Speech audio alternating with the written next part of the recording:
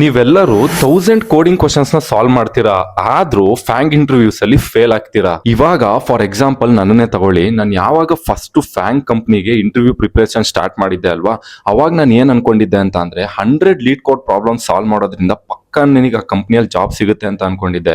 But actually ಅದೆಲ್ಲ ಆಗಲ್ಲ. ನನಗೆ ಇನಿಷಿಯಲಿ ಏನ್ ಅನಿಸ್ತಾ ಇತ್ತು ಗೊತ್ತಾ, ಈಗ ಜಾಸ್ತಿ ಪ್ರಾಕ್ಟೀಸ್ ಮಾಡಿದ್ರೆ ಹೈರ್ ಆಗೋ ಚಾನ್ಸಸ್ ಜಾಸ್ತಿ ಇರುತ್ತೆ ಅಂತ ಅನ್ಕೊಂಡಿದ್ದೆ.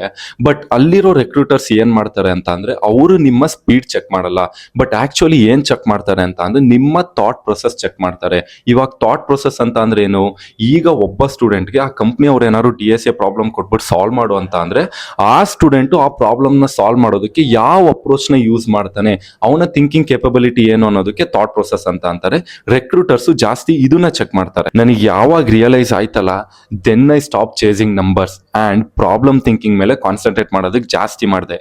ಅಂದ್ರೆ ಥಾಟ್ ಪ್ರೊಸೆಸ್ ಮೇಲೆ ಕಾನ್ಸಂಟ್ರೇಟ್ ಮಾಡೋದಕ್ಕೆ ಸ್ಟಾರ್ಟ್ ಮಾಡಿದೆ.